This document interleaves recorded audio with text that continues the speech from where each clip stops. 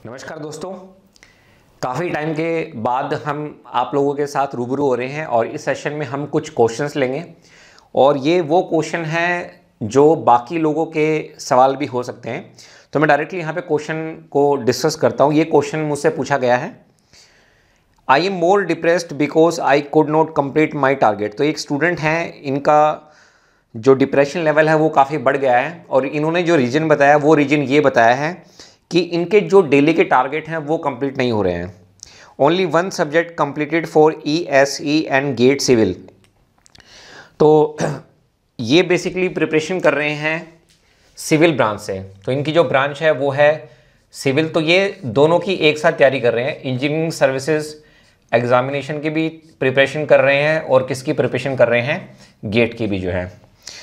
और इनका कहना ये है कि अभी तक सिर्फ इन्होंने एक ही सब्जेक्ट कंप्लीट किया है, ओनली वन सब्जेक्ट कंप्लीटेड। ठीक है, सिर्फ अभी तक इनका एक सब्जेक्ट कंप्लीट हुआ है। Can't able to sleep peacefully in nights. तो इनको जो प्रॉब्लम है वो स्लीप में भी है। ठीक है, ये भी इनकी एक प्रॉब्लम है। Daily full of tension and high heart beat. I can't be peaceful in preparation, please help. तो दोस्तों ये क्वेश्चन मैंने यहाँ पे इसलिए पिकअप किया है कि हो सकता है कि जैसे इनको फील हो रहा हो ऐसा बाकी लोगों के साथ भी फील हो रहा हो। इसका एक रीज़न ये है क्योंकि जब कभी भी आप प्रिपरेशन स्टार्ट करते हैं तो आप बिना काउंसलिंग के प्रिपरेशन स्टार्ट कर देते हैं। और कोचिंग में भी दोस्तों बुरा हाल है। अब आप कहीं पे भी चले जाइए, आप बेशक से एवरेज स्टूडेंट हैं या फिर आप टॉपर रहे हैं, आपकी कभी भी काउंसलिंग नहीं की जाती है।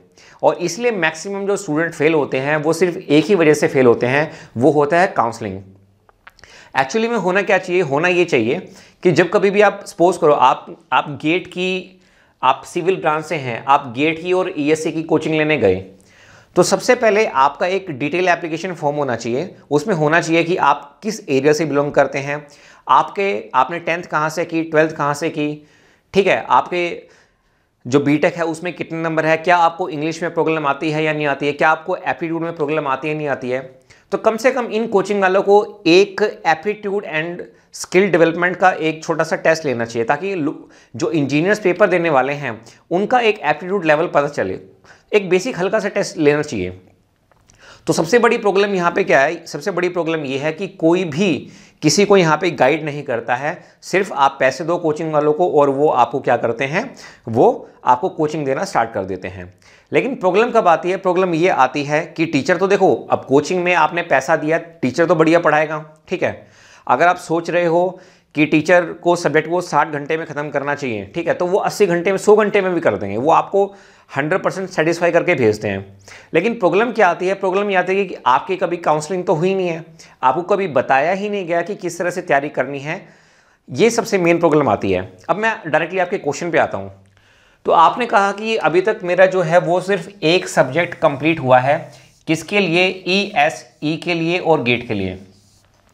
तो एज ए बिग ब्रदर मैं आपको एक चीज़ एडवाइस करना चाहूँगा, आप कभी भी ऐसी गलती मत करें। या तो आप देखो, ये मेरी पर्सनल चॉइस है, हालांकि कोचिंग वालों को तो देखो पैसे कमाने से मतलब होता है, ठीक है, मैं बी फ्रेंकली बता रहा हूँ। वो तो कहेंगे ही कि भी आप गेट की भी एक साथ तैयारी कर लो और ESE की भी तैयारी कर लो। हालांकि कभी रियलिटी में ऐसा होता नहीं है। जो लोग कोचिंग लेके रैंक निकालते हैं वो बहुत पहले से तैयारी कर रहे होते हैं। मेरे काफ़ी सारे फ्रेंड्स हैं जिन्होंने मतलब गेट में भी अच्छा परफॉर्म किया है और इंजीनियरिंग सर्विसेज में भी अच्छा परफॉर्म किया है। एक्सेप्शनल हर जगह रहते हैं, ठीक है। लेकिन मेरा मानना ये है कि आप या तो इंजीनियरिंग सर्विसेज की तैयारी करें या फिर आप सिर्फ गेट की तैयारी करें, क्योंकि दोनों का जो नेचर है वो अलग है। अगर आप एक साथ तैयारी करो, कोचिंग वाले तो कहेंगे कि भाई तैयारी करो, उनको तो पैसे लेने हैं, गेट तो को वो पढ़ाएंगे और साथ में आपको नॉन टेक भी कराएंगे। तो एक्चुअली में क्या है कि आपके ऊपर बहुत ज़्यादा बर्डन हो जाता है। तो एज ए बिग ब्रदर सबसे पहले मैं आपको ये कहना चाहूँगा कि आप पहले ये डिसाइड करो कि आपको इंजीनियरिंग सर्विसेज क्वालिफाई करना है या गेट क्वालिफाई करना है। दोनों की तैयारी एक साथ मत करो। और इंजीनियरिंग सर्विसेज में अगर आप 1 या 2 साल के बाद चले भी जाओगे ना, तो उससे कोई फर्क पड़ने वाला नहीं है, ठीक है, कोई नुकसान नहीं होगा। अगर आप 2 साल के बाद भी इंजीनियरिंग सर्विसेज में, मान लीजिए आप रेलवे में भी जाते हैं, तो कोई खास फर्क पड़ने वाला है नहीं, या फिर किसी और डिपार्टमेंट में भी आपका सिलेक्शन हो जाता है। तो यहाँ पे मेरा जो मानना है वो ये है कि आप अगर गेट की तैयारी करना चाहते हैं तो गेट की करें, इंजीनियरिंग सर्विसेज की करना चाहते हैं तो इंजीनियरिंग सर्विसेज करें। दोनों की तैयारी एक साथ मत करें, एक साथ मत करें। इसका मैं आपको रीज़न बताता हूँ। इसका रीज़न ये होता है कि गेट का जो पेपर होता है, गेट का जो पेपर होता है वो आपका पूरा का पूरा टेक्निकल होता है, सॉरी टेक्निकल प्लस में नॉन टेक होता है। 3 घंटे का पेपर होता है आपका, जिसमें आपका 70% टेक्निकल होता है और जो 30% होता है वो आपके पास क्या होता है, नॉन टेक होता है, ठीक है। और कुछ आपके फिल इन द ब्लैंक्स वाले क्वेश्चन भी होते हैं। तो ये मोटे मोटे तौर पे कहने का मतलब ये है कि ये ऑब्जेक्टिव टाइप का पेपर होता है। तो गेट की जो तैयारी होती है ना वो एक अलग ढंग से होती है। जैसे आप 30 मार्क्स का क्या कीजिए, नॉन टेक तैयार कर लीजिए, 15 मार्क्स का आपने एप्टीट्यूड तैयार कर लिया, 15 मार्क्स का आपने मैथमेटिक्स तैयार कर लिया, 30 नंबर हो गए आपके। उसके बाद सिविल में जो आपके जैसे आई थिंक स्ट्रक्चर आता है, क्योंकि मेरा बैकग्राउंड तो ईसी है, स्ट्रक्चर रहता है उसमें, शायद सोम टॉम भी होते हैं। तो इजी सब्जेक्ट को पकड़ें, फिर कोर सब्जेक्ट को पकड़ें। तो इस तरह से अभी तो हालांकि गेट का जो पेपर होता है वो जनवरी में होता है और अभी तो बहुत टाइम आपके पास है। तो कहने का मतलब ये है कि अगर आप गेट की तैयारी करना चाहते हैं, गेट की तैयारी करना चाहते हैं, तो मुझे नहीं लगता कि आप इसमें परफॉर्म नहीं कर पाएंगे। आपका बहुत बढ़िया इसमें रिजल्ट आने वाला है। अगर आप आज से ही स्टार्ट करते हैं, अगर आप आज से स्टार्ट करते हैं तो आपका गेट में काफ़ी अच्छा रैंक आएगा। तो इसके लिए आपको क्या करना है, इसके लिए आपको एक टाइम टेबल बनाना है। धीरे धीरे बढ़ो, धीरे धीरे पढ़ो, लेकिन कम पढ़ो। जैसे मान लीजिए आज आपने सपोज करो आपका बिल्कुल पढ़ने में मन नहीं लग रहा, तो कोई बात नहीं, आप सिर्फ 2 घंटे पढ़ो। आज आपने 2 घंटे पढ़ा, कल आप 3 घंटे पढ़ो, ठीक है, फिर आप 5 घंटे पढ़ो, ठीक है, फिर आप 8 घंटे पढ़ो। और वो चीज़ पहले पढ़ो जो आपको समझ में आती है। जैसे मान लीजिए आप सोम पढ़ रहे हैं, आपको सोम पढ़ना अच्छा लगता है, ठीक है, और जो नोट्स आपके पास हैं उन नोट्स को आप जो है बार बार रिवाइज कीजिए। यही एक फॉर्मूला होता है गेट की तैयारी करने का। जब आप एक नोट्स को, बल्कि मैं तो कहता हूँ 50 बार आप रिवाइज कर लो और उसके बाद क्या करो, शॉर्ट नोट बनाओ। तो वो सारे के सारे फॉर्मूले जब आपके पास आ जाएंगे ना, तो दिसंबर में आप टेस्ट सीरीज देना स्टार्ट कर दो। दिसंबर से पहले आप सारे सब्जेक्ट खत्म कर दो। तो अगर देखा जाए तो अगर आप सिविल इंजीनियरिंग की तैयारी कर रहे हैं तो 4 से 5 महीने में बहुत बढ़िया तैयारी हो सकती है और अंडर 100 रैंक आपका सिविल इंजीनियरिंग से गेट में आ सकता है। और ये मैं दावे के साथ कह सकता हूं क्योंकि मैंने बहुत सारे स्टूडेंट को देखा जो कटवरे सराय में रहते थे, बेरसराय में, लाडू सराय में, जिन्होंने 4 या 5 महीने की डेडिकेशन के साथ उन्होंने बहुत अच्छा रैंक लेके आए वो। तो अगर आप इस तरह से करते हैं, ठीक है, इस तरह से अगर आप करते हैं तो आपका ये जो गेट का जो पोर्शन है वो आपका तैयार हो जाएगा, ठीक है। आई थिंक इसमें कोई आपको दिक्कत नहीं होगी। और आप जो आपके सीनियर हैं जिन्होंने आपको गाइड किया था कि भी आप गेट की तैयारी कीजिए, तो वो भी आपको अच्छे से गाइड कर सकते हैं टेक्निकल चीज़ में, क्योंकि मेरा बैकग्राउंड ईसी है तो मैं आपको ईसी के बारे में बता सकता हूँ। दूसरा ये है कि जो ईसी का पेपर होता है, इंजीनियरिंग सर्विसेज एग्जामिनेशन, इसका पेपर का पैटर्न अलग होता है। इसमें नॉन टेक भी है, इसमें इथिक्स भी आ गया, इसमें काफ़ी इंजीनियरिंग ड्राइंग भी है। तो इंजीनियरिंग ड्राइंग अब आपका गेट में तो आएगा नहीं, मतलब उस लेवल का तो नहीं आता, इथिक्स नहीं आएगा। तो क्यों आप अननेसेसरी टेंशन ले रहे हैं, मतलब अननेसेसरी। तो अगर आप इसके लिए मन बनाना चाहते हो तो पहले अच्छे से पक्का मन बना लो कि भाई मुझे इंजीनियरिंग सर्विसेज ग्रुप ए मुझे ज्वाइन करना है, कुछ भी हो। तो फिर उसके हिसाब से तैयारी करो।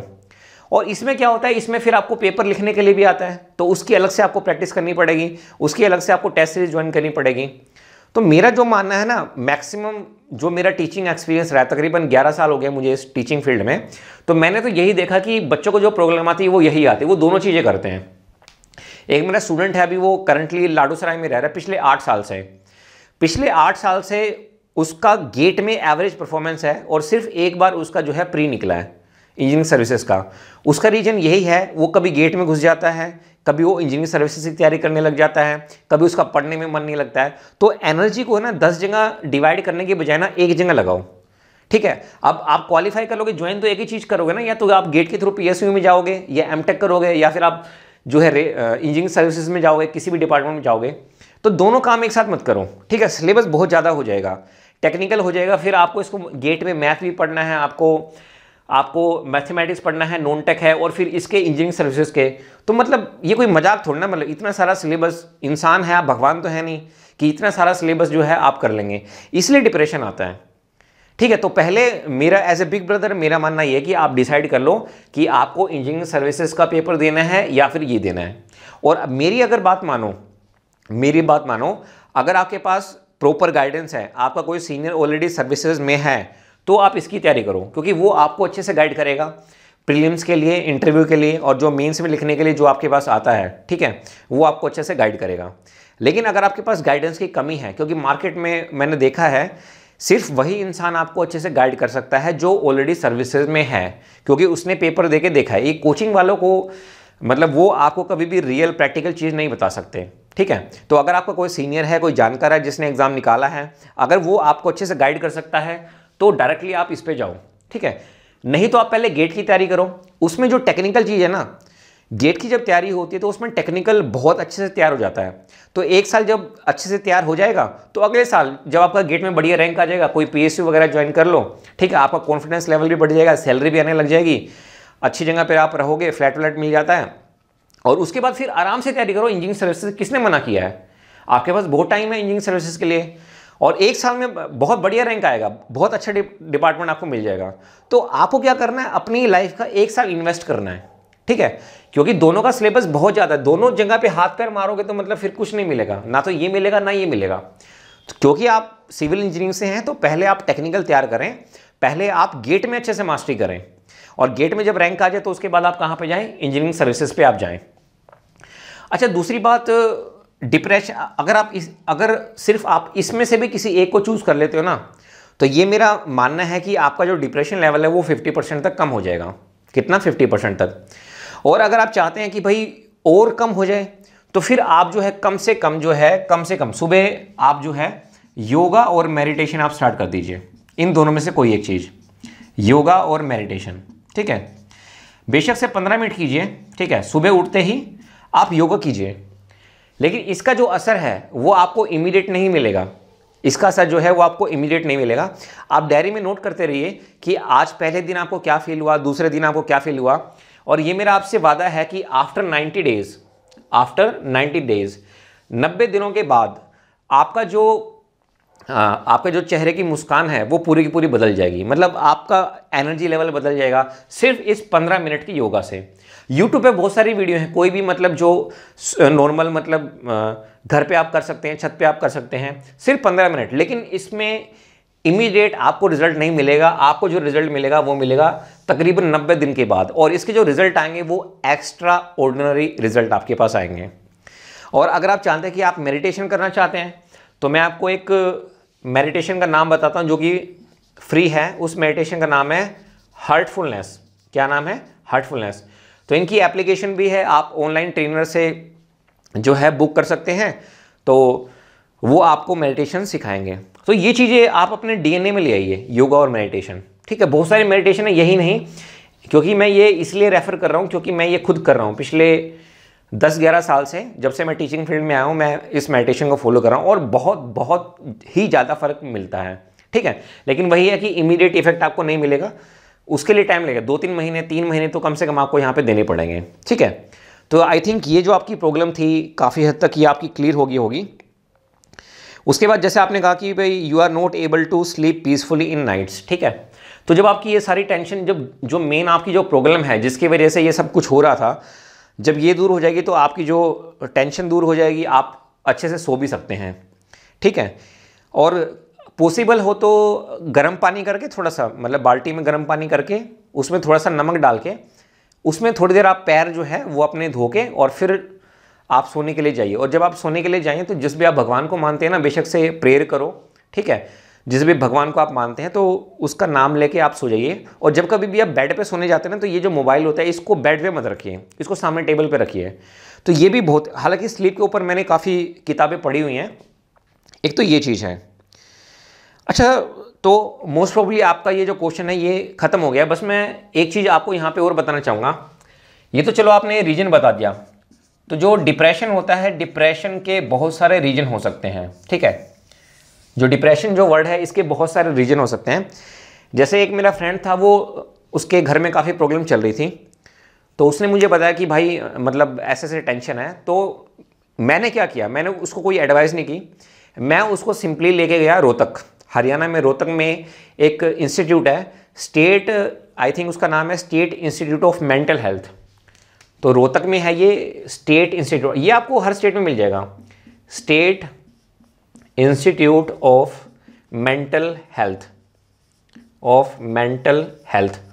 तो मैं उस फ्रेंड को यहाँ पे लेके गया रोहतक में जो है। अगर आप किसी भी स्टेट से बिलोंग करते हैं, सपोज आप बिहार से बिलोंग करते हैं, आप उत्तराखंड से बिलोंग करते हैं, तो आई थिंक हर स्टेट में ये होता है, एक ही इंस्टीट्यूट होता है, state institute of mental health. तो वहाँ पे जब हम गए तो हमें पता चला कि फ्राइडे को सीनियर डॉक्टर बैठता है। तो 5 रुपये की पर्ची कटी वहाँ पे, सिर्फ एक ही बार 5 रुपये लगे थे। और आप यकीन नहीं मानोगे, उस डॉक्टर ने, जो सीनियर डॉक्टर था, उसने पूरी हिस्ट्री उससे पूछी, पूरी हिस्ट्री बनाई उसकी जो है, और पूरी हिस्ट्री बनाने के बाद उसकी काउंसलिंग की। पहले उस डॉक्टर ने, एचओडी ने काउंसलिंग की, फिर दूसरे ने काउंसलिंग की, और फिर उसको कुछ टैबलेट दी, और वो टैबलेट धीरे धीरे कम करते चले गए। और फिर उसने योगा भी ज्वाइन किया और मेडिटेशन भी ज्वाइन किया। और आप यकीन नहीं मानेंगे, 7 या 8 महीने के बाद, मतलब इतना डीप डिप्रेशन में था वो बंदा, वो रिकवर कर गया। डिप्रेशन में वही रिकवर करते हैं जो रिकवर करना चाहते हैं और अपनी प्रॉब्लम को शेयर करना चाहते हैं। तो अगर डिप्रेशन है, आपको लग रहा है कि आपका मन नहीं लग रहा, तो आप बात करो, ठीक है। और बात किससे करनी है? ऐसे नहीं कि आप डायरेक्टली मुझसे बात करो, नहीं, आप सबसे पहले एक्सपर्ट से बात करो। जो एक्सपर्ट हैं state institute of mental health, वहां पे जाओ, कोई दिक्कत नहीं, इसमें शर्म वाली कोई बात नहीं है। आपको मेंटल प्रॉब्लम हो सकती है, ठीक है, कोई विचार है आपके सबकॉन्शियस माइंड में, वो आपको हमेशा डरा रहा हो, ठीक है, आप गाड़ी चलाते हैं तो एक्सीडेंट का डर हो सकता है, ऊपर से गिरने, छत से गिरने का डर हो सकता है। तो कोई भी अगर आपको ऐसी चीज़ अगर आपको डरा रही है, तो जो एक्सपर्ट है इस चीज़ के, उनसे आप मिलिए और वो आपकी प्रॉपर काउंसलिंग करेंगे। और प्रॉपर काउंसलिंग करने के बाद, मतलब मैक्सिमम केसेस में मैंने देखा है कि अगर वो आपको हफ्ते में या 15 दिन में आपको बुलाएंगे, और वो जो काउंसलिंग में वो बताते हैं, सब कुछ बताएंगे आपको, वो diet plan, everything they will tell. तो मुझे नहीं लगता कि कोई भी इंसान जो है वो डिप्रेशन में रहेगा, क्योंकि जब आप सारी चीज़ अंदर से निकाल ही दोगे, पूरा का पूरा जो गंदा आपने भर रखा है, ठीक है, किसी के खिलाफ नफरत भी है, सब कुछ आप जब निकाल दोगे, बता दोगे, जब रो लोगे उनके सामने जो है, तो तब आप इससे रिकवर कर सकते हो। तो इस वीडियो में दोस्तों मैंने काफ़ी ज़्यादा मैसेज दिया है। तो एज ए ब्रदर, मतलब मैं एक्सपर्ट नहीं हूँ, लेकिन मैंने अपनी लाइफ में जो कुछ देखा है उसके बेसिस में मैं आपको बता रहा हूँ। अगर कुछ गलती हो गई हो तो उसके लिए आप मुझे क्षमा कर दीजिएगा। धन्यवाद।